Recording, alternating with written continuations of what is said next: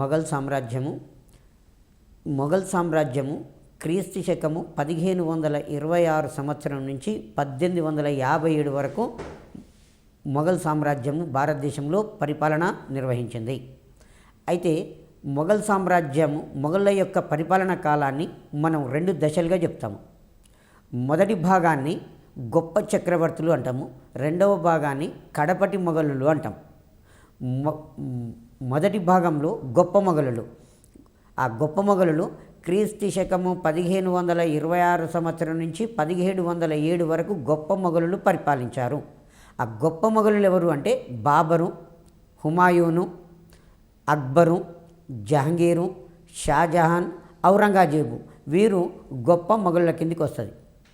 అయితే ఇందులో మనకు బాబరు, హుమాయూన్ల తర్వాత సూర్ వంశానికి చెందిన షేర్షా, అతని వారసులు ఒక 15 సంవత్సరాలు పరిపాలించడం అనేది జరిగింది. సూర్ వంశానికి చెందిన షేర్షా, అతని వారసులు 1540 నుంచి 1555 సంవత్సరం వరకు షేర్షా, అతని వారసులు మొఘలాయిలలో పరిపాలన చేయడం అనేది జరిగింది. గొప్ప చక్రవర్తులు బాబర్ తర్వాత హుమాయూన్ తర్వాత షేర్షా యొక్క వారసులు ఈ సూరు వంశానికి చెందినవారు వీరి తర్వాత మళ్ళీ తిరిగి హుమాయూను భారతదేశంలో మొఘల్ అధికారాన్ని పునఃప్రతిష్ఠ చేశాడు. ఆ తర్వాత అక్బర్ చక్రవర్తి, అక్బర్ తర్వాత అతని కుమారుడు జహంగీర్ తర్వాత అతని కుమారుడు షాజహాన్ తర్వాత అతని కుమారుడు ఔరంగజేబ్. వీరి యొక్క కాలాన్ని ఘనులైన మొఘల్ చక్రవర్తులు అని చెప్తాము వీరిని. ఎప్పటి నుంచి ఎప్పటి వరకు పరిపాలించారు? 1526 సంవత్సరం నుంచి 1707 వరకు వీరు పరిపాలించారు. ఆ తర్వాత క్రీస్తు శకం 1707 సంవత్సరంలో ఔరంగజేబు మరణించాడు. ఔరంగజేబు మరణించిన తర్వాత ఔరంగజేబు యొక్క కుమారుడు మొదటి బహదూర్ షా 1707లో రాజ్యానికి వచ్చాడు. మొదటి బహదూర్ షా నుంచి రెండవ బహదూర్ షా 1857లో రెండవ బహదూర్ షా అనేట ఆయన పరిపాలించేవాడు.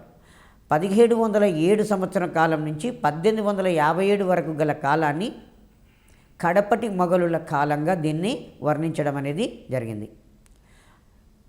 మొదటి మొఘల్ చక్రవర్తి బాబరు, ఔరంగజేబు తర్వాత అధికారంలోకి వచ్చిన వ్యక్తి మొదటి బహదూర్ షా, చివరి మొఘలు చక్రవర్తి రెండవ బహదూర్ షా, చివరి మొఘలు చక్రవర్తి. అయితే మొఘలులు అనేవారు మధ్య ఆసియా దేశాలైన ఉజ్బెకిస్తాన్, మంగోలియా ప్రాంతాలకు చెందినవారు. ఈ మొఘలులు మధ్య ఆసియా దేశాలైనటువంటి ఉజ్బెకిస్తాన్, మంగోలియా దేశాలకు చెందినవారు. భారతదేశంలో మొఘల్ సామ్రాజ్య స్థాపకులు బాబరు భారతదేశంలో మొదటి పానుపట్టి యుద్ధం ద్వారా 1526 సంవత్సరంలో మొఘల్ సామ్రాజ్యాన్ని స్థాపించారు. ఎగ్జామినేషన్లో అడిగే విధానము క్వశ్చన్ను, భారతదేశంలో మొఘల్ సామ్రాజ్య స్థాపకుడు బాబరు ఏ యుద్ధము ద్వారా భారతదేశంలో మొఘల్ సామ్రాజ్యాన్ని స్థాపించారు? మొదటి పానిపట్టి యుద్ధం ద్వారా బాబరు భారతదేశంలో 1526లో మొఘల్ సామ్రాజ్యాన్ని స్థాపించాడు. 2 క్వశ్చన్లు ఉన్నాయి ఇందులో. భారతదేశంలో మొఘల్ సామ్రాజ్య స్థాపకుడు ఎవరు? బాబరు ఏ యుద్ధం ద్వారా భారతదేశంలో మొఘల్ సామ్రాజ్యాన్ని స్థాపించాడు? మొదటి పానిపట్టి యుద్ధం ద్వారా స్థాపించాడు. ఏ సంవత్సరంలో మొఘల్ సామ్రాజ్య స్థాపన జరిగింది? క్రీస్తు శకము 1526లో మొదటి పానిపట్టి యుద్ధం ద్వారా భారతదేశంలో మొఘల్ సామ్రాజ్య స్థాపన జరిగింది. మొఘలాయిలు తురుష్కులలో చాగతాయ్ తురుష్క వంశానికి చెందినవారు. ఇది చాలా ఇంపార్టెంట్ స్కూల్ అసిస్టెంట్ వాళ్ళకు. మొఘలులు చాగతాయ్ తురుష్క వంశానికి చెందినవారు. భారతదేశంలో మొఘల్ సామ్రాజ్య స్థాపకుడు ఎవరు? బాబర్ యొక్క అసలు పేరు జహీరుద్దీన్ మహమ్మద్ బాబర్ యొక్క అసలు పేరు జహీరుద్దీన్ మహమ్మద్ బాబర్. ఇది కూడా మనకి ఎగ్జామినేషన్లో అడగటానికి ఆస్కారం ఉంటుంది. బాబర్ యొక్క పూర్తి పేరేంది? జహీరుద్దీన్ మహమ్మద్ బాబరు క్రీస్తు శకము 1483 సంవత్సరంలో ఫిబ్రవరిలో మధ్యాసియాలోని ఫర్ఘానాలో జన్మించాడు. మధ్యాసియాలో ఉన్నటువంటి ఫర్ఘానా అను చిన్న సంస్థానంలో జన్మించాడు. బాబర్ యొక్క తల్లి కుతులక్ నిగ్గర్, తండ్రి ఉమర్ షేక్ మిర్జా. తండ్రి పేరు ఉమర్ షేక్ మిర్జా తండ్రి పేరు. బాబరు తల్లి తరపున మంగోల్ నాయకుడైన చెంగీజ్ ఖాన్ వంశానికి చెందినవాడు, తండ్రి తరపున తైమూర్ వంశానికి చెందినవాడు. ఇక్కడ చూడండి, ఇద్దరు యోధాగ్రేసరుల యొక్క వంశానికి చెందినవాడు బాబర్. బాబర్ యొక్క రక్తంలో ఇద్దరు యోధాగ్రేసరుల యొక్క రక్తం అనేది ఉన్నది. ఆ ఇద్దరు యోధాగ్రేసరులు ఎవరంటే చెంగీజ్ ఖాన్, మంగోలు నాయకుడు చెంగీజ్ ఖాన్. మంగోలు నాయకుడు చెంగీజ్ ఖాను క్రీస్తు శకము 1275 సంవత్సరంలో భారతదేశం మీద దాడి చేశాడు. ఆ తర్వాత తైమూర్ దండయాత్ర క్రీస్తు శకము 1398 సంవత్సరం. ఇది చాలా ఇంపార్టెంట్ అండి. తైమూర్ దండయాత్ర అంటాడు ఎగ్జామ్లో, అంతే. 1398 సంవత్సరంలో తైమూర్ మధ్యాసియా ప్రాంతంలో సమర్ఖండ్ ప్రాంత పాలకుడైన మధ్యాసియా ప్రాంతంలోని సమర్ఖండ్ ప్రాంత పాలకుడైన తైమూరు 1398 సంవత్సరంలో భారతదేశం మీద దాడి చేసి ఢిల్లీని ధ్వంసం చేసి సిరి సంపదలు తీసుకొని పోయారు. దాంతో తుగ్లక్ వంశము అంతరించింది. చెంగీజ్ ఖాన్ ఎప్పుడు దాడి చేశాడు? 1275లో. అప్పుడు భారతదేశాన్ని బానిస వంశం అనేది ఢిల్లీని పరిపాలిస్తున్నది. తైమూర్ దండయాత్ర 1398 సంవత్సరంలో జరిగింది. తండ్రి మరణం తర్వాత బాబరు 1494 సంవత్సరము జూన్ 8వ తారీఖు నాడు ఫర్గానాకు రాజయ్యాడు. వారసత్వంగా వచ్చింది రాజరికం. 1483లో జన్మించాడు. 1494 జూన్ 8వ తారీఖు నాడు ఫర్గానాకు అధిపతి అయ్యాడు. అంటే 11 సంవత్సరాల వయసులో ఫర్గానా అనే సంస్థానానికి రాజయ్యాడు. తన పూర్వీకుల రాజధాని తైమూర్ రాజధాని అయినటువంటి సమర్ఖండ్పై దాడి చేశాడు, కానీ అది విఫలమైపోయింది. సమర్ఖండ్పై దాడి చేశాడు, విజయం సాధించాడు. కానీ ఈ లోపల ఫర్గానాలో దాయాదులు తిరుగుబాటు చేశారు. బాబర్కు చక్రవర్తి అయిన తర్వాత తన పూర్వీకుల రాజధాని సమర్ఖండ్, తైమూర్ రాజధాని అయినటువంటి సమర్ఖండ్ మీద దాడి చేసి దాన్ని జయించాడు. కానీ దాయాదులు అనే వాళ్ళు ఫర్గానాలో తిరుగుబాటు చేసి రాజ్యాన్ని ఆక్రమించుకున్నారు. సమర్ఖండ్ నుంచి ఫర్గానాకు బయలుదేరాడు. మార్గమధ్యంలోకి రాగానే ఈ సమర్ఖండ్లో కూడా తిరుగుబాటు జరిగి రాజ్యాన్ని కోల్పోయాడు. 2 రాజ్యాలను కోల్పోయి అడవులు పట్టుకొని బికారిగా తిరిగాడు. కొంతకాలం బికారిగా అడవులు పట్టుకొని తిరిగిన తర్వాత 1504 సంవత్సరంలో కాబూల్లో జరిగినటువంటి పరిణామాలు ఈయనకు అనుకూలంగా కలిసి వచ్చి కాబూల్ మీద దాడి చేసి 1504లో కాబూల్లో మళ్ళీ కాబూల్ను ఆక్రమించుకుని అక్కడ ఒక స్వతంత్రమైన రాజ్యాన్ని స్థాపించాడు. బాబరు 1504 సంవత్సరంలో కాబూలుపై దండెత్తి దాన్ని ఆక్రమించాడు. కాబూలుపై దండెత్తి దాన్ని ఆక్రమించాడు. ఆ తర్వాత తన పూర్వీకుల రాజధాని సమర్ఖండ్ను, తన రాజధాని ఫర్గానాను రెండింటినీ కోల్పోయాడు. 1522లో కాందహారును ఆక్రమించాడు. మళ్ళీ కాబూల్ తర్వాత 1522లో కాందహార్ అనే దాన్ని కూడా ఆక్రమించాడు.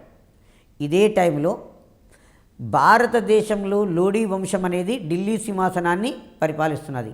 లోడీ వంశంలో చిట్ట చివరి పాలకుడు ఇబ్రహీం లోడీ.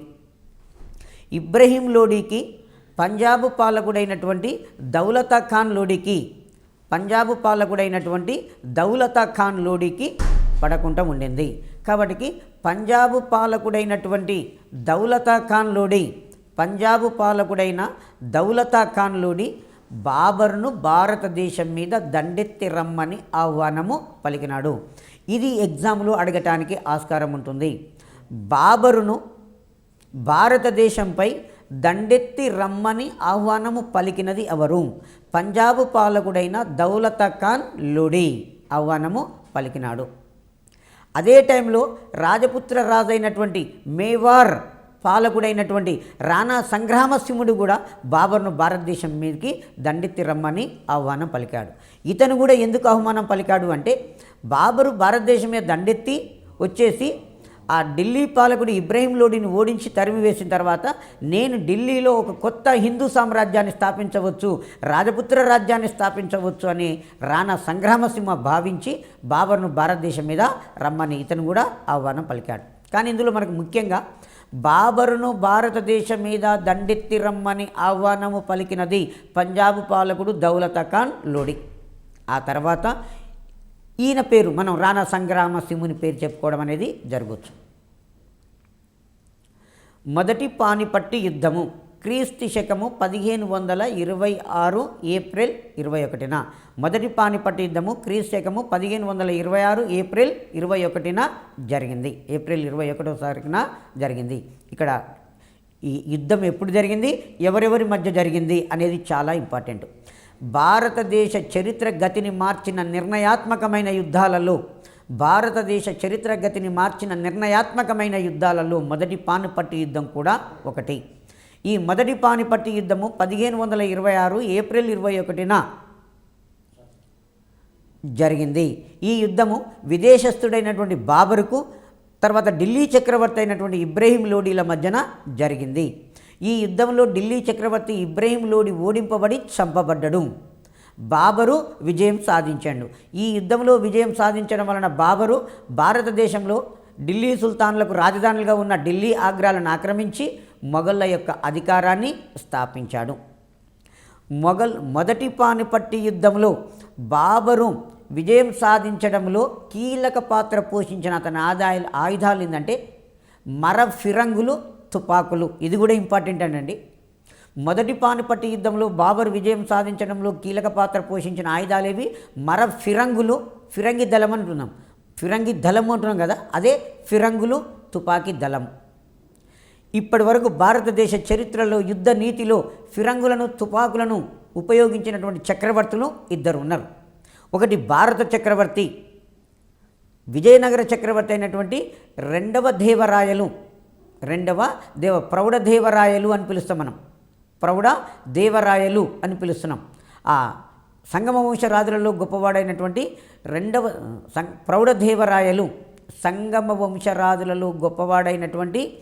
ప్రౌఢదేవరాయలు మొదటిసారిగా ఫిరంగులను, తుపాకులను ఉపయోగించాడు యుద్ధతంత్రంలో. దాని తర్వాత విదేశస్థుడైనటువంటి బాబరు యుద్ధతంత్రంలో ఫిరంగి దళమును, తుపాకీ దళాలను ఉపయోగించాడు. ఈ కాన్వా దగ్గర రాణా సంగ్రామసింహునికి బాబరుకు మధ్యన కాన్వా యుద్ధం జరిగింది. 1528 సంవత్సరంలో కాన్వా యుద్ధం జరిగింది. ఈ యుద్ధంలో బాబరు జిహాదు చేయమని తన సైనికులకు ఆదేశించాడు.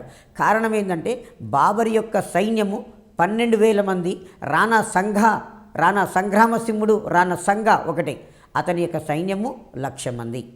రాణా సంగ్రామసింహుడు 100 యుద్ధాలు చేసి విజయం సాధించాడట. శతాధిక యుద్ధవీరుడు అంటాం, శతాధిక యుద్ధవీరుడు అని చెప్పేస్తాం రాణా సంఘాను. మరి 100 యుద్ధాలు చేశాడు, విజయం సాధించడు, సైన్యము 1,00,000 మంది ఉన్నదని చెప్పి విని బాబరు యొక్క సైన్యము భయపడిపోతే అప్పుడు బాబరు తన సైన్యాన్ని మొత్తం ఒక దగ్గర ఏర్పాటు చేసి ఉపన్యాసం ద్వారా తన సైనికులలో ధైర్యాన్ని నూరిపోసి జిహాద్ కరో అని చెప్పిండు. అంటే మనము పవిత్రమైన యుద్ధం చేస్తున్నాము అని చెప్పిండు. యుద్ధంలో మరణిస్తే అల్లా దగ్గరికి వెళ్తాము, యుద్ధంలో విజయం సాధిస్తే భారతదేశ పాలకులం అవుతాము, జిహాద్ కరో అని చెప్పేసి. ఈ కాన్వా యుద్ధంలో రాణా సంగ్రామసింహుడు ఓడి పోవడం అనేది జరిగింది. బాబరు విజయం సాధించాడు. అయితే ఈ రాణా సంగ్రామసింహునికి చందేరి దుర్గాధిపతి సహకరించాడు. కాబట్టి బాబర్ ఏం చేశాడు అంటే 1528 సంవత్సరంలో చందేరి దుర్గాధిపతి మేదిని రాయితోటి కూడా యుద్ధం చేశాడు. చందేరి దుర్గాధిపతి మేదిని రాయితోటి 1528 జనవరి 29న యుద్ధం చేసి ఆ మేదిని రాయిని ఓడించి చందేరి దుర్గాన్ని ఆక్రమించాడు.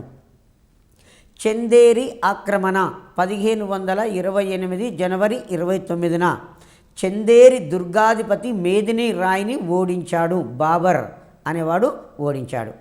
ఆ తర్వాత గోగ్రా యుద్ధము 1529 మే 6వ తారీఖు నాడు ఆఫ్ఘన్లు మరియు బాబర్ మధ్యన జరిగింది. ఆఫ్ఘన్లు ఎవరు అంటే ఇబ్రాహిం లోడి యొక్క తమ్ముడు మహమ్మద్ లోడి బీహార్ గవర్నర్గా ఉన్నాడు. షేర్షా మొఘలాయి వంశానికి చెందనివాడు. షేర్షా సూరు వంశానికి చెందినవాడు. ఇతని పూర్వీకులు ఆఫ్ఘనిస్తాన్ దేశం నుంచి భారతదేశానికి గుర్రాల వ్యాపారం నిమిత్తము భారతదేశానికి రావడం అనేది జరిగింది. షేర్షా క్రీస్తు శకము 1472 సంవత్సరంలో పంజాబ్లో జన్మించాడు. 1472 సంవత్సరంలో పంజాబ్లో జన్మించాడు. షేర్షా అసలు పేరు ఫరీదు. షేర్షా యొక్క అసలు పేరు ఫరీదు. షేర్షా తండ్రి హసన్ సూర్, తాత ఇబ్రహీం ఖాన్ సూర్. ఇద్దరు కూడా ఆఫ్ఘనిస్తాన్ దేశం నుంచి గుర్రాల వ్యాపారం నిమిత్తం భారతదేశానికి వచ్చి ఆ తర్వాత ఆ వ్యాపారాన్ని రద్దు చేసుకొని ఈ దేశంలో స్థిరపడిపోవడం అనేది జరిగింది. సికిందర్ లోడి, ఢిల్లీ చక్రవర్తి సికిందర్ లోడి హసన్ సూర్కు బీహార్లోని ససరాం తర్వాత కవాస్పూర్ తండా అనే జాగీర్లను ప్రదానం చేయడం అనేది జరిగింది. ఈ షేర్షా యొక్క తండ్రి హసన్ సూరు భారతదేశానికి వచ్చి స్థిరపడిన తర్వాత ఢిల్లీ చక్రవర్తి సికిందర్ లోడిని కలుసుకొని అతని యొక్క మెప్పును పొంది బీహార్ రాష్ట్రంలో ఉన్నటువంటి ససరాం అనే ప్రాంతాన్ని, తర్వాత కవాస్పూర్ అనే ప్రాంతాన్ని, తండా అను జాగీర్లను ఇతను పొందడం అనేది జరిగింది. షేర్షా ఏ వంశస్థుడు? సూరు వంశస్థుడు. షేర్షా ఏ వంశస్థుడు? సూరు వంశస్థుడు. ఇదే మనకు కాంపిటేటివ్ ఎగ్జామ్లో ఎక్కువసార్లు అడుగుతున్నటువంటి బిట్టు. షేర్షా ఈ వంశానికి చెందినవాడు, లేదు షేర్షా ఏ వంశస్థుడు? సూర్ వంశస్థుడు. సూర్ వంశస్థుడిగా చెప్పుకోవడం అనేది జరిగింది. షేర్షా అసలు పేరు ఫరీదు. షేర్షా అసలు పేరు ఫరీదు అని చెప్పేస్తాం. అయితే షేర్షా యొక్క తండ్రికి 4 భార్యలు. షేర్షా యొక్క తల్లి మొదటి భార్య. ఈ షేర్షా తండ్రి హసన్ సూర్కు చిన్న భార్య అంటే ప్రేమ వలన ఈ షేర్షాను పట్టించుకోలేదు. కాబట్టి మారు తల్లి ఆమె యొక్క కుమారుడు షేర్షాను బాగా ఇబ్బందులు పెట్టారు. ఇబ్బందులు పెడితే షేర్షా తండ్రిని వదిలి తండ్రికి మిత్రుడైనటువంటి జాన్పూర్ పాలకుడు జమాల్ ఖాన్ దగ్గరికి వెళ్ళి అతని దగ్గర విద్యలను అభ్యసించి అతని యొక్క మెప్పును పొంది ససరాం జాగీర్ను తండ్రి నుంచి పొందడం అనేది జరిగింది. ఈ ఫరీదు లేదు షేర్షా యొక్క తెలివితేటలను పరిశీలన చేసినటువంటి జాన్పూర్ పాలకుడు షేర్షాకు అతని తండ్రికి ఇద్దరికి మధ్యన రాజీ కుదుర్చడం అనేది జరిగింది. ఆ విధంగా షేర్షా ససరాం జాగీర్లను బాధ్యతలను దాదాపుగా ఒక 21 సంవత్సరాల పాటు నిర్వహించడం అనేది జరిగింది. ఆ ససరాం జాగీర్దారుగా పనిచేస్తూనే పాలనా అనుభవాన్ని ఇతను గడించాడు. ఆ తర్వాత ససరామును వదిలి, ఎందుకంటే ససరామును 21 సంవత్సరాలు పరిపాలించిన తర్వాత మారుతల్లి ఆమె కుమారుడు ఇద్దరు కూడా షేర్షాను ఇబ్బంది పెట్టారు. కాబట్టి ఆ సంస్థానాన్ని వదిలేసి దక్షిణ బీహార్ గవర్నర్ బాహర్ ఖాన్ లోహానీ కొలువులో ఇతను ఉద్యోగంలో చేరాడు. షేర్షా అనేవాడు ఎవరి కొలువులో ఉద్యోగంలో చేశాడు? బహర్ ఖాన్ లోహానీ కొలువులో ఉద్యోగంలో చేరాడు. ఒకరోజు బహర్ ఖాన్ లోహానీ అడవిలో వేటకు పోతే ఒక పులి అకస్మాత్తుగా బహర్ ఖాన్ మీద దాడి చేస్తుంది. ఆ టైంలో ఈ షేర్షా దగ్గర ఎలాంటి ఆయుధం లేదు, ఒట్టి చేతులతోటే ఉన్నాడు. కానీ తన రాజు మీద దాడి చేసి తన రాజును చంపుతానికి ప్రయత్నం చేస్తున్నటువంటి పులిని ఒట్టి చేతులతోటి ఈ షేర్షా చంపేశాడు. షేర్షా యొక్క అసలు పేరేంది? ఫరీదు. కాబట్టి ఈ దక్షిణ బీహార్ గవర్నర్ అయినటువంటి బహర్ ఖాన్ లోహానీ తనను కాపాడినటువంటి ఫరీదుకు షేర్ ఖాన్ అనే బిరుదునివ్వడం అనేది జరిగింది. షేర్ ఖాన్ అనే బిరుదునిచ్చి దక్షిణ బీహార్ ఉపగవర్నర్గా నియమించాడు. బహర్ ఖాన్ విశ్వాసము కోల్పోయి అతను బహర్ ఖాన్కు నమ్మకమైన రాష్ట్రాధిపతిగా కొంతకాలం పనిచేసిండు. తర్వాత బహర్ ఖాన్ యొక్క విశ్వాసాన్ని కోల్పోయి ఈ జాగీర్లను వదిలిపెట్టేసి మళ్ళా తిరిగి మొఘల్ చక్రవర్తి యొక్క ఆస్థానానికి పోయాడు. అప్పుడు భారతదేశంలో అప్పటికే 1526లో భారతదేశంలో మొఘల్ వంశాన్ని బాబరు అనేట ఆయన స్థాపించాడు. కాబట్టి ఇతను ఏం చేశాడు? ఆగ్రా కోటకు వెళ్ళి బాబర్ ఆస్థానానికి వెళ్ళి బాబర్ యొక్క మెప్పును పొంది ఆగ్రా కోటలో సైనికాధికారిగా జాయిన్ కావడం అనేది జరిగింది. ఈ విధంగా షేర్షా మొఘలాయి కోటలోకి పోయి ఆగ్రా కోటలోకి పోయి పాలకునిగా ఒక ప్రాంతానికి గవర్నర్గా గుర్తింపు పొందడం అనేది జరిగింది. ఆ తర్వాత బహర్ ఖాన్ విశ్వాసం కూలిపోయిన తర్వాతనే బాబర్ కొలువులోకి పోయాడు. ఈ లోపున బహర్ ఖాన్ అనేటాయన చనిపోతాడు. బహర్ ఖాన్ అనేటాయన ఈ లోపల చనిపోతాడు. చనిపోయినప్పుడు ఆ బహర్ ఖాన్ భార్య ఏం చేసిందంటే, నా కుమారునికి సంరక్షకునిగా మీరు పనిచేద్దురండి అని చెప్పేసి ఈ షేర్ ఖాన్ను పిలిపిస్తుంది, షేర్ షాను పిలిపిస్తుంది. అతనేం చేశాడు, బీహార్కు వచ్చి ఈ బహర్ ఖాన్ లోహాని యొక్క కుమారునికి సంరక్షకునిగా పనిచేసి ఆ తర్వాత రాజకీయ పరిణామాలను తనకు అనుకూలంగా మలుచుకొని వారిని కూలదోసి తను ఈ దక్షిణ బీహార్కు పాలకుడిగా ఎదగడం అనేది జరిగింది. ఈ విధంగా 1530 సంవత్సరంలో షేర్ ఖాను బీహార్ ప్రాంతానికి, దక్షిణ బీహార్ ప్రాంతానికి పాలకుడు కాగలడం అనేది జరిగింది. ఆ తర్వాత బెంగాల్లో ఉంటుంది చూనార్ అనేది. చూనార్ పాలకుడు తాజ్ ఖాన్. ఇతను 1531 సంవత్సరంలో మరణించాడు. చూనార్ పాలకుడు తాజ్ ఖాన్ 1531 సంవత్సరంలో మరణించాడు.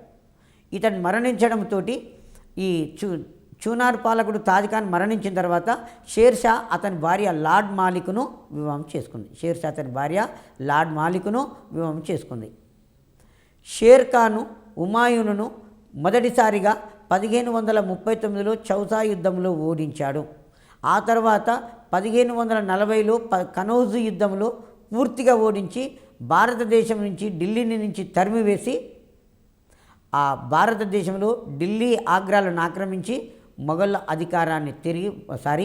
ఆఫ్ఘన్ల అధికారాన్ని తిరిగి పునరుద్ధరించాడు. షేర్షా పూర్వీకులు ఏ దేశానికి చెందిన వాళ్ళు? ఆఫ్ఘన్ దేశానికి చెందిన వాళ్ళు. కాబట్టి ఈయన స్థాపించిన సామ్రాజ్యాన్ని రెండవ ఆఫ్ఘన్ సామ్రాజ్యము. ఎందుకంటే ఢిల్లీని పరిపాలించిన చివరి రాజవంశము లోడీ వంశస్థులు ఆఫ్ఘనిస్తాన్ నుంచి వచ్చారు. కాబట్టి ఈ షేర్షా స్థాపించిన అధికారాన్ని భారతదేశంలో ఏమంటారంటే రెండవ ఆఫ్ఘన్ సామ్రాజ్యము అని చెప్పుకోవడం అనేది జరిగింది. షేర్షా హుమాయూనును మొదటిసారిగా చౌసా యుద్ధంలో ఓడించాడు. ఆ తర్వాత కనౌజు యుద్ధంలో ఓడించి భారతదేశంలో పూర్తిగా మొఘలాయులను తరిమివేసి సూరు వంశ పాలనను తిరిగి ప్రవేశపెట్టడం అనేది జరిగింది. ఆ తర్వాత షేర్షా 1542 సంవత్సరంలో మాల్వాపై దాడి చేసి దాన్ని ఆక్రమించాడు. మాల్వా అంటే మనకు మధ్య భారతదేశం, గ్వాలియర్ అనే ప్రాంతాన్ని ఆక్రమించడం అనేది జరిగింది. ఆ తర్వాత 1543 సంవత్సరంలో రైన్ రాజ్యం మీద దాడి చేసి రైన్ రాజ్యాన్ని కూడా ఆక్రమించాడు. రైన్ సమాఖ్య అని చెప్పేస్తాం. రైన్ రాజ్యాన్ని, మధ్య భారతదేశంలో ఉన్నటువంటి రాజపుత్ర రాజ్యాలలో ఒకటి రైన్ రాజ్యాన్ని 1543లో ఆక్రమించాడు. ఆ తర్వాత మధ్య భారతదేశంలో బుందేల్ఖండ్ ప్రాంతంలో 1545లో కలింజర్ కోట అనేది ఉన్నది.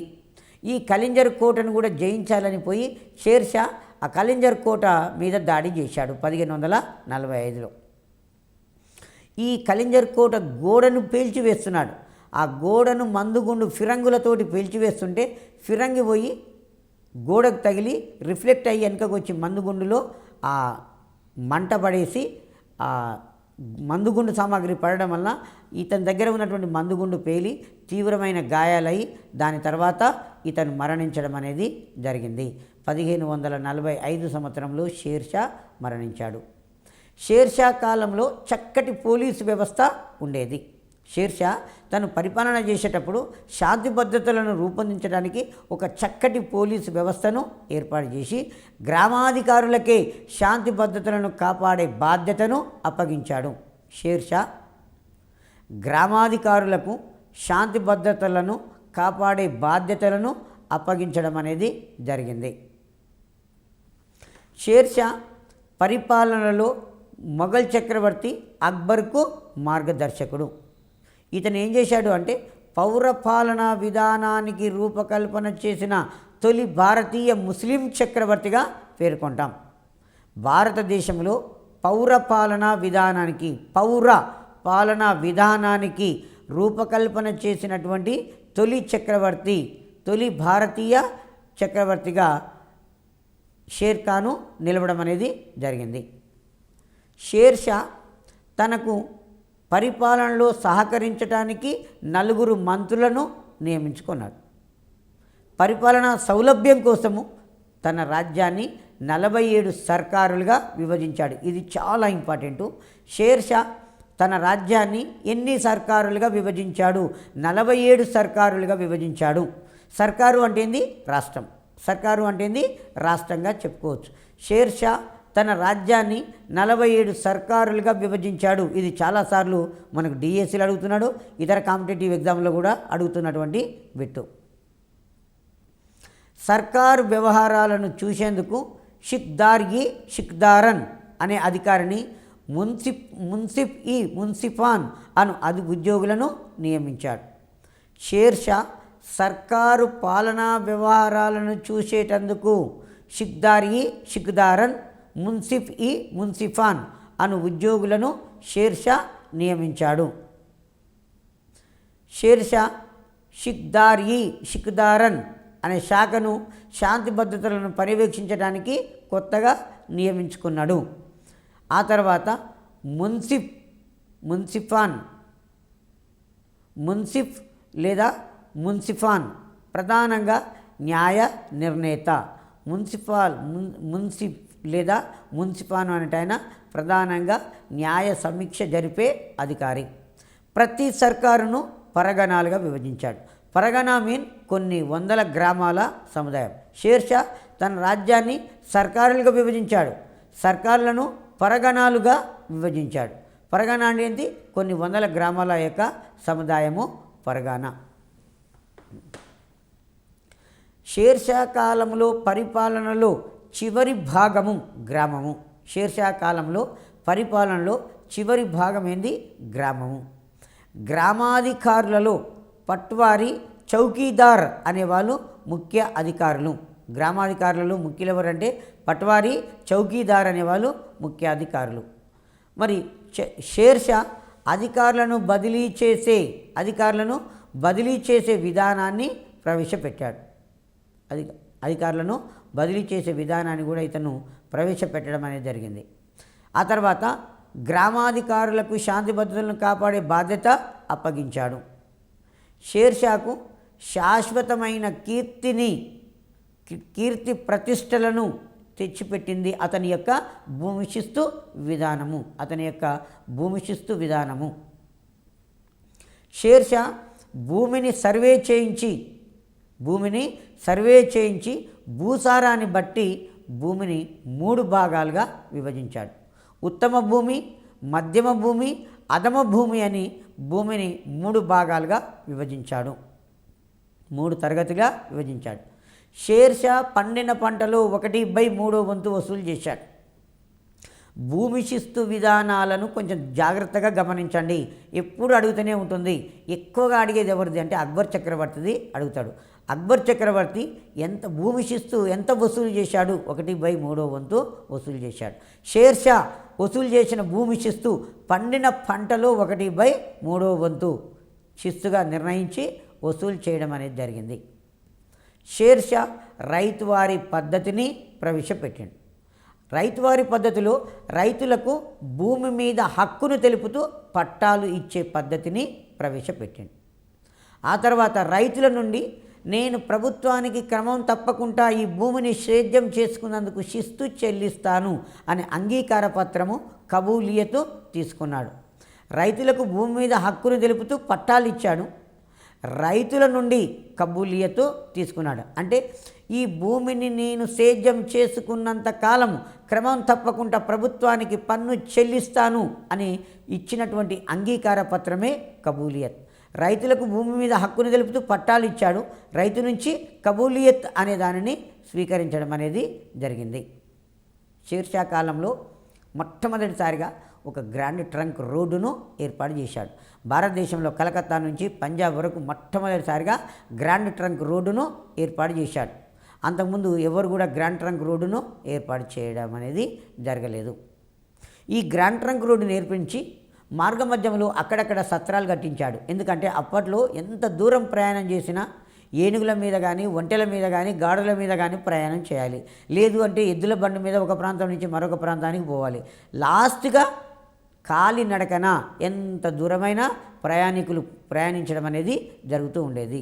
అలా రహదారిని నిర్మించి అక్కడ ఒక పెద్ద బావిని తోడి ఒక రెస్ట్ హౌస్ని ఏర్పాటు చేసి ప్రార్థన చేసుకోవటానికి ఒక మసీదుని ఏర్పాటు చేసి కొంతమంది అధికారులను అక్కడ నియమించడం అనేది జరిగింది. ఈ విధంగా షేర్షా గ్రాండ్ ట్రంక్ రోడ్డుని ఏర్పాటు చేసి మార్గ మధ్యంలో సత్రాలు కట్టించి ఒక ఛత్రాలను కట్టించాడు. ఇవి కాలక్రమేణా పోస్టాఫీసులుగా అభివృద్ధిలోకి రావడం అనేది జరిగింది. షేర్షా ససరాములో తన సమాధిని, అంటే దీన్ని ముసోలియము అంటాం, ఢిల్లీలో పురాణ కిలాను హిందూ ముస్లిం వాస్తుశిల్పకళా శైలిలో నిర్మించాడు. షేర్షా యొక్క సమాధి ఎక్కడ ఉన్నది? ససరాములో ఉన్నది. ససరాములో తన సమాధిని షేర్షా తనే నిర్మించుకున్నాడు. అదేవిధంగా పురాణ కిల్లా, ఢిల్లీలో పురాణ కిల్లాను ఎవరు నిర్మించారు? షేర్షా. ఢిల్లీలో ససరాములో తన సమాధిని ఏమని పిలిచారు? ముసోలియం అని కూడా చెప్పుకుంటాం. మరి షేర్షా యొక్క ఉద్దేశంలో రైతు అనేవాడు దేశానికి గొప్పగా అని చెప్పేసి రాజ్య సంపద రైతు సంక్షేమం మీద ఆధారపడి ఉంటుందనే సత్యాన్ని గుర్తించిన మొదటి భారతదేశ చక్రవర్తి. రాజ్యం యొక్క సంక్షేమము దేని మీద ఆధారపడి ఉంటుంది? రైతు యొక్క సంక్షేమం మీద ఆధారపడి ఉంటుంది. సో ఈ విధంగా రైతు యొక్క సంక్షేమాన్ని గుర్తించిన మొదటి భారత చక్రవర్తి షేర్షాగా చెప్పుకోవడం అనేది జరుగుతుంది. షేర్షా మొఘలాయి షేర్షా అనేవాడు మొఘలాయి పద్ధతులను ప్రవేశపెట్టాడు. షేర్షా ఏం చేశాడు? మొఘలాయి పద్ధతులను ప్రవేశపెట్టడం అనేది జరిగింది. అక్బర్ చక్రవర్తి మొఘలాయి పాలకులనే కాకుండా భారతదేశ చక్రవర్తులలో అక్బర్ చక్రవర్తి చాలా గొప్పవాడు. మధ్యయుగ భారతదేశ చరిత్రలోనే కాక ప్రపంచ చరిత్రలో ఒక విశిష్టమైన స్థానాన్ని పొందినటువంటి వ్యక్తి లేదు చక్రవర్తి అక్బర్. అక్బరు హమీదాబాను బేగంకు అక్టోబర్ 15వ తారీఖు నాడు 1542 సంవత్సరంలో అమర్కోటలో జన్మించాడు. హుమాయూను అక్బర్ను పంజాబు పాలకునిగా నియమించాడు. ఎందుకంటే ఈ హుమాయూను సరిహింద్ యుద్ధంలో సికిందర్ సూర్తో యుద్ధం చేసినప్పుడు ఆ యుద్ధంలో అక్బర్ పాల్గొని తన తండ్రికి సహాయపడిండు.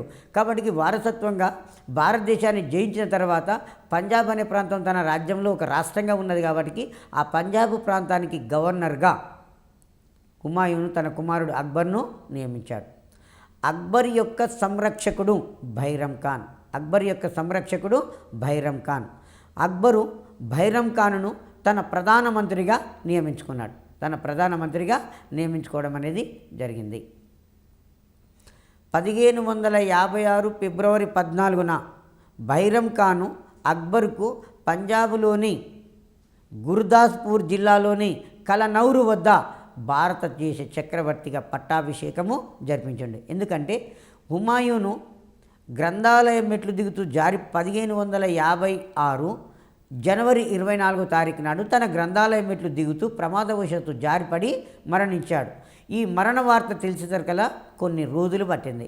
ఎప్పుడైతే హుమాయూను చనిపోయిందనే మరణ వార్త తెలిసిందో ఇమీడియట్లీ అప్పుడు ఏం చేస్తున్నాడు అక్బర్ చక్రవర్తి? పంజాబ్లో సికిందర్ సూర్ను వేటాడుతూ ఉన్నాడు.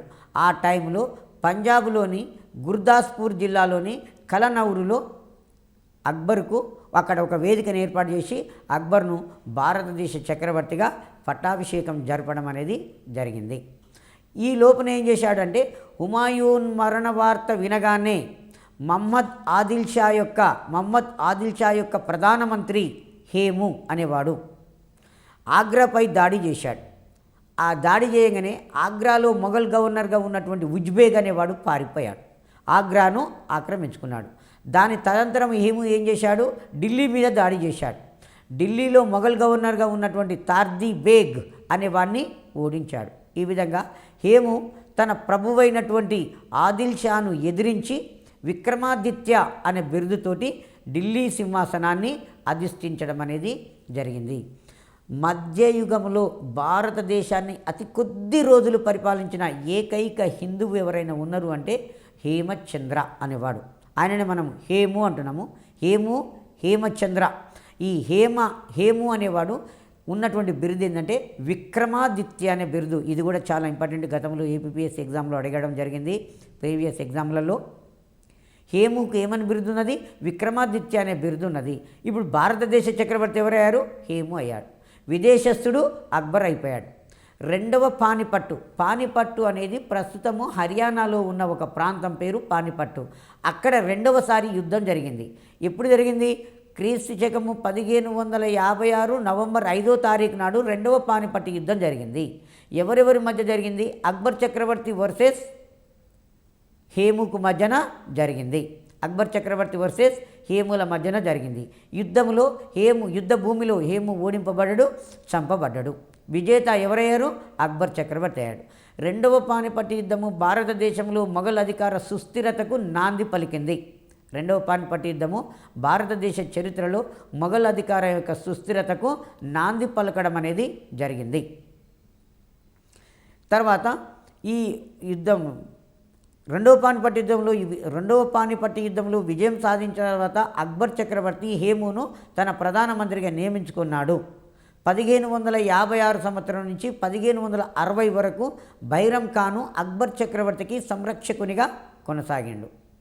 బైరం ఖాను కొంతకాలం అయిన తర్వాత బైరం ఖాన్ ఏం చేశాడు అంటే అక్బర్పై తిరుగుబాటు చేశాడు రాజకాంక్షతోటి.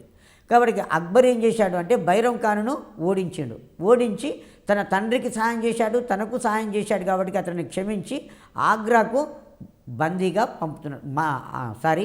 మక్కాకు తీర్థయాత్రకు పంపుతుంటే మార్గమధ్యంలో గుజరాత్లో ముబారక్ అనే ఒక ఆఫ్ఘన్ చేతిలో బైరం ఖాను మరణించడం అనేది జరిగింది. బైరం ఖాను మక్కా యాత్రకు పోతూ ఉంటే ఒక ఆఫ్ఘను అనేవాడు ఈ బైరం ఖాన్ మీద కక్ష పెంచుకొని, ఎందుకు కక్ష పెంచుకున్నాడంటే భారతదేశంలో ఆఫ్ఘన్ల పాలన లేకపోవడానికి బైరం ఖానే కారకుడు అన్న ఉద్దేశంతో అతని మీద కక్ష పెంచుకొని అతను మక్కా యాత్రకు పోతుంటే మార్గమధ్యంలో గుజరాత్లో అహ్మదాబాదులో అతన్ని చంపివేయడం అనేది జరిగింది. ఈ విధంగా అక్బరు బైరం ఖాన్ నుంచి బయటపడిపోవడం అనేది జరిగింది. బైరం ఖాను 1560లో మరణిస్తాడు. ఆ తర్వాత బైరం ఖాన్ మరణించిన తర్వాత అక్బరు మాల్వాపై దాడి చేశాడు. దాని పాలకుడు బాజ్ అతని భార్య రూపమతి కొద్దిగా ప్రతిఘటించారు. తర్వాత బాజ్ బహదూర్ అనేవాడు మాల్వాను వదిలి వెళ్ళి పారిపోవడం అనేది జరిగింది. ఆ తర్వాత గోండ్వానా రాణి వీరనారాయణ యొక్క తల్లి ఆమె భర్త చనిపోతే బాలుడైనటువంటి చిన్న కుమారుని తరపున ఈ వీరనారాయణ తల్లి రాణి దుర్గావతి పరిపాలన చేస్తుంది. కాబట్టి ఏం చేశాడు? అక్బర్ చక్రవర్తి గోండ్వానా మీద దాడి చేసి గోండ్వానాను ఆక్రమించుకోవాలని దాడి చేశాడు. అక్బరు తన రాజ్యాన్ని సుబాలుగా విభజించాడు. సుబా మీద అధికారి ఎవరు అంటే సుబేదార్. సుబేదార్ అనేవాడు సుబా మీద అధికారిగా అతన్ని నియమించడం అనేది జరిగింది. సుబాలను సర్కారులను పరగణాలుగా విభజించాడు. సర్కారులలో ఫౌజుదార్ అనే అధికారిగా వ్యవహరించేవాడు. సర్కారులలో ఫౌజుదార్ అనేవాడు అధికారి. పరగణాలలో కానుంగో అనేవాళ్ళు ముఖ్యమైన ఉద్యోగులు. ఇది ఇంపార్టెంట్. సర్కారులలో ముఖ్య ఉద్యోగి ఫౌజుదార్, పరగణాలో ముఖ్య ఉద్యోగి కానుంగో. పరగణాలో ముఖ్య ఉద్యోగి ఎవరు? కానుంగో అనేవాడు. మరి పరగణ అంటే కొన్ని గ్రామాల సముదాయమే పరగణ. ఇక్కడ గ్రామాలలో ముకద్దమ్ము పట్వారీలు అనేవాళ్ళు గ్రామంలో ప్రధానమైనటువంటి ఉద్యోగులు. అక్బరు సైన్యంలో అశ్విక దళం అనేది అత్యంత ప్రాధాన్యత పొందింది. అక్బర్ సైన్యంలో ప్రాధాన్యత పొందిన దళం ఏది అంటే అశ్విక దళం. అక్బర్ సైనిక విధానంలో ప్రవేశపెట్టిన విధానము మన్సబ్దారీ విధానము.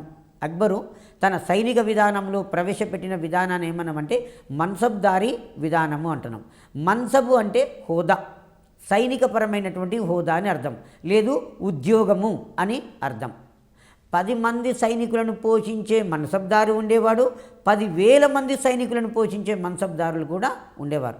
10 మొదలు 10,000 వరకు సైనికులను అశ్విక దళాలను పోషించే మన్సబుదారులు అనేవారు ఉండేవారు.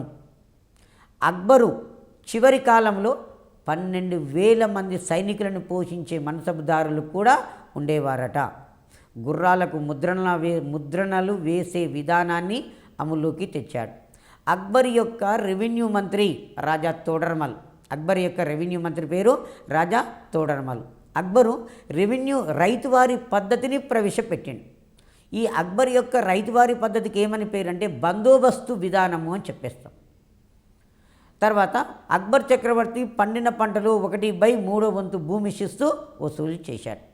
ఇది చాలాసార్లు ఈ హెచ్జిటిలో కానీ స్కూల్ అసిస్టెంట్ హెచ్జిటిలో ఎక్కువసార్లు అడిగాడు. పండిన పంటలో అక్బర్ వసూలు చేసిన భూమి శిస్తు 1/3 భూమి శిస్తు వసూలు చేశాడు. అక్బరు ఫతేపూర్ సిక్రీని నిర్మించుకొని 1568 నుంచి 1584 వరకు దానిని తన రాజధానిగా చేసుకున్నాడు. అక్కడ వాటర్ పడకపోవడం వలన మళ్ళీ తిరిగి రాజధానిని ఆగ్రాకు మార్చాడు. ఇక్కడ వినండి, లోడీ వంశంలో గొప్ప రాజు సికిందర్ లోడీ ఆగ్రా పట్టణాన్ని నిర్మించిండు. అక్బర్ చక్రవర్తి ఆగ్రా కోటను నిర్మించిండు. ఆగ్రా పట్టణం ఎవరు? సికిందర్ లోడీ. ఆగ్రా పట్టణాన్ని నిర్మించింది ఎవరు? ఆగ్రా పట్టణాన్ని నిర్మించింది సికిందర్ లోడీ. ఆగ్రా పట్టణంలో ఒక కోటను నిర్మించాడు, అదే అక్బర్ చక్రవర్తి. ఆగ్రా కోటను నిర్మించింది అక్బరు చక్రవర్తి. అక్బరు భూమి శిస్తు విధానంలో రైతువారి పద్ధతి ప్రవేశపెట్టాడు కదా. పంట పండే విధానాన్ని బట్టి భూమిని 4 రకాలుగా విభజించాడు. పోలస్, పరోటి, చాచరు, బంజరు అని 4 రకాలుగా విభజించాడు. మొదటి 2 రకాల భూములను ఉత్తమ మధ్యమ భూములుగా విభజించాడు. తర్వాత హిందువుల కేసులను విచారించడానికి పండితులను నియమించాడు. అక్బర్ చక్రవర్తి నిరక్షరాస్యుడు అని కొంతమంది చరిత్రకారుల యొక్క అభిప్రాయం. రైతులకు భూమి మీద హక్కును తెలుపుతూ పట్టాలు ఇచ్చాడు. ఆ తర్వాత హిందువుల మీద ఉన్నటువంటి తీర్థయాత్రల పన్నును 1563లో, జీజియా పన్నును 1564లో రద్దు చేశాడు. హిందువులు మతపరమైనటువంటి ఉత్సవాలు బాహాటంగా జరుపుకోవటానికి అనుమతినిచ్చాడు అక్బర్ చక్రవర్తి. ఫతేపూర్ సిక్రీలో అన్ని మతస్థులతోటి ప్రార్థనలు జరపడానికి 1575లో ఇబాదత్ ఖానా అనే ప్రార్థనా మందిరాన్ని నిర్మించాడు. అక్బరు అన్ని మతస్థులతోటి మత చర్చలు ఎక్కడ జరిపేవాడు అంటే ఇబాదత్ ఖానా అనే ప్రార్థనా మందిరంలో. ఇబాదత్ ఖానా అనే ప్రార్థనా మందిరాన్ని 1575 సంవత్సరంలో ఫతేపూర్ సిక్రీలో నిర్మించాడు. భారతదేశంలో ఉన్నటువంటి హిందువులలో ఉన్నటువంటి సతీ సహగమనాన్ని మాన్పించడానికి కూడా అక్బర్ చక్రవర్తి ప్రయత్నం చేశాడు. అక్బర్ చక్రవర్తి అనేక మతస్థులతోటి ఇబాదత్ ఖానాలో మత చర్చలు జరిపిన తర్వాత ఏ మతస్థులు కూడా ఆయనతో సంతృప్తికరమైన సమాధానం చెప్పకపోవడం వలన 1582 సంవత్సరంలో అక్బర్ చక్రవర్తి దీన్ ఈ ఇలాహీ అనే ఒక నూతన మతాన్ని ప్రవేశపెట్టాడు. ఈ దీన్ ఈ ఇలాహీ మతాన్ని ఏ సంవత్సరంలో ప్రవేశపెట్టాడు? 1582 సంవత్సరంలో ప్రవేశపెట్టాడు. దీన్ ఈ ఇలాహీ మతానికి ఆధ్యాత్మిక గురువు చక్రవర్తి అని చెప్పేస్తాం. అయితే ఇందులో గొప్ప వ్యక్తులలో రాజా బీర్బల్ తప్ప ఎక్కువ మంది హిందువులు అనేవాళ్ళు ఇందులో చేరలేదు. ఈ దీన్ ఇలాహీ మతానికి ప్రధానమైనటువంటి పూజారి ఎవరంటే అబుల్ ఫజల్. ఈ దీన్ ఇలాహీ మతస్థులు సూర్యుని, అగ్నిని ఆరాధించడం అనేది జరిగింది. అక్బర్ ప్రవేశపెట్టిన నూతన మతము దీన్ ఈ ఇలాహీ. ఈ మతస్థులు సూర్యుని, అగ్నిని పూజించేవారు. హిందువులకు ఉన్నతమైన పదవులు ఇచ్చి గౌరవించాడు. అక్బర్ మరణంతో అతని మతం అనేది అంతం కావడం అనేది జరిగింది. అక్బరు ఇబాదత్ ఖానాలో ప్రతి గురువారము మతపరమైన చర్చలు జరిపేవాడు. 1562లో యుద్ధ ఖైదీలను బానిసలుగా మార్చే విధానం ఏదైతే ఉన్నదో దాన్ని రద్దు చేశాడు. గతంలో మొఘల్ చక్రవర్తులు రాజ్య పరిపాలన చేసేటప్పుడు యుద్ధ ఖైదీలు పట్టుబడితే వారిని హిందువులుగా ఉన్నట్లయితే వారిని ఇస్లాం మతంలోకి మార్చేవారు. ఆ మతం మార్పిడి పద్ధతిని ఈయన రద్దు చేశాడు. అక్బర్ ఆస్థాన కవి అబుల్ ఫజల్ మరియు అబుల్ ఫైజీ అనే ఇద్దరు కవులు ఉన్నారు. అబుల్ ఫజలు అక్బర్నామా, ఐనీ అక్బరీ అనే గ్రంథాలను రాశాడు. అదే కాకుండా అక్బర్కు సమకాలీకులైనటువంటి హిందీ కవులు సూరదాసు, తులసీదాసులు అనేవాళ్ళు. సూరదాసు ఆగ్రాకు చెందిన అందకవి.